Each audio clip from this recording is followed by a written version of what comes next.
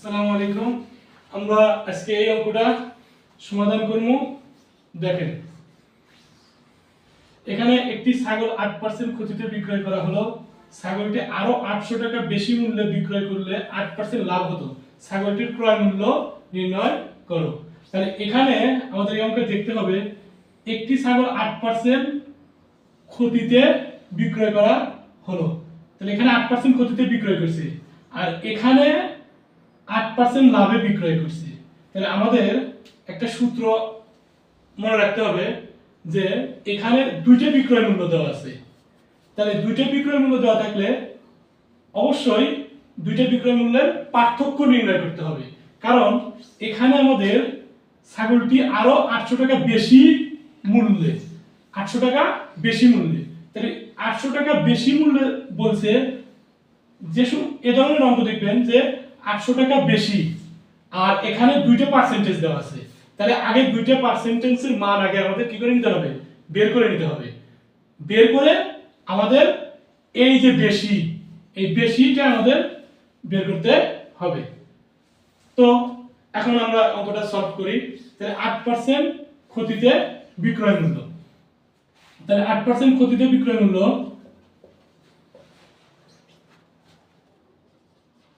তাহলে আমাদের এখানে ক্রয় মূল্য কত? ক্রয় মূল্য 100 টাকা। ক্রয় মূল্য 100 টাকা হলে তাহলে 8% ক্ষতিতে, তাহলে ক্ষতিতে হলে তাহলে আমাদের অবশ্যই বিয়োগ হবে। তাহলে 8% ক্ষতিতে বিক্রয় মূল্য 100 বিয়োগ 8, তাহলে কত হয়? 8 আছে কত, 10 হবে 2 1 92 টাকা। তাহলে 8% ক্ষতিতে বিক্রয় মূল্য কত? 92 টাকা আসে।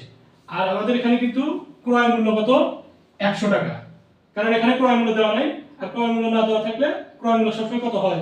100 টাকা হয়। তাহলে 8% ক্ষতিতে বিক্রয় মূল্য ওই 100, ক্রয় মূল্য কত? 100, 100 থেকে ওই যে ক্ষতি যেহেতু হয়েছে এখানে আমাদের কি করতে হবে? বিয়োগ দিতে হবে। তাহলে 8% ক্ষতিতে বিক্রয় মূল্য। এবার 8% লাভে বিক্রয় মূল্য, যেহেতু দুইটা বিক্রয় মূল্য হয়ে দেওয়া আছে, আর দুইটা বিক্রয় মূল্য পার্সেন্ট, দুইটা বিক্রয় মূল্য, এটা হলো 8% ক্ষতিতে, এটা হচ্ছে 8% লাভে।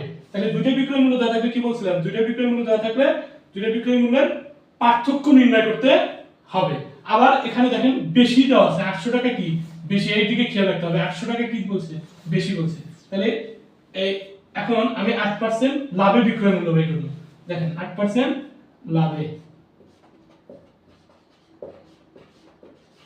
লাভে বিক্রয় মূল্য। লাভ যেহেতু, লাভ করলে অবশ্যই কি হয়? যোগ হয়। 100 এর সাথে 8 যোগ, তাহলে 108 টাকা। এখন দুইটা বিক্রয় মূল্য, এখন আমাদের দুইটা বিক্রয় মূল্য কি করতে হবে? বিয়োগ দিতে হবে। তাহলে এখন এই যে আমাদের এখানে কি বেশি, কি বলছে? বেশি। তাহলে এখন দেখেন দুইটা বিক্রয় মূল্য, এখন বেশি বিক্রয় মূল্য, এই দেখেন এর সাথে কিন্তু এটা 800 টাকা বেশি, এখানেও আমাদের বেশি বের করতে হবে। বেশি বিক্রয় মূল্য 108 বিয়োগ 92 টাকা। তাহলে বিএসএ কত হলে 8 হবে, কত হয়? 6 9 16 টাকা। তাহলে দেখেন এই যে বেশি বিক্রয় মূল্য কত? 16 টাকা। তাহলে এখন আমাদের, তাহলে এখানে আমাদের কি চাইছে? ক্রয় মূল্য নির্ণয় করো।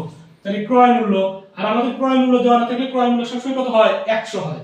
তাহলে বেশি বিক্রয় 16 টাকা, বেশি বিক্রয় 16 টাকা বেশি বিক্রয় মূল্য, বেশি বিক্রয় মূল্য, বেশি বিক্রয় মূল্য 16 টাকা, বেশি বিক্রয় মূল্য 16 টাকা হলে ক্রয় মূল্য 100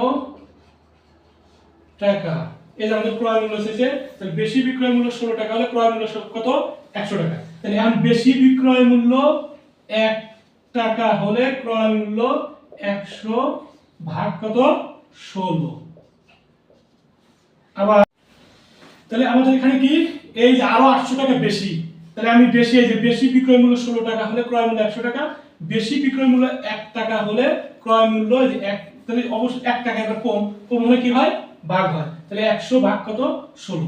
এবার বেশি বিক্রয় মূল্য 800 টাকা, বেশি বিক্রয় মূল্য 100 টাকা, বেশি বিক্রয় মূল্য 800 টাকা, 800 টাকা হলে ক্রয় মূল্য 100, যেহেতু 800 টাকা 16 বেশি বিক্রয় মূল্য 16 টাকা হলে ক্রয় মূল্য 100 টাকা, তাহলে 1 টাকা অবশ্যই কম, আবার 800 টাকা অবশ্যই কি বেশি, এটা আমাদের রৈখিক কেউ।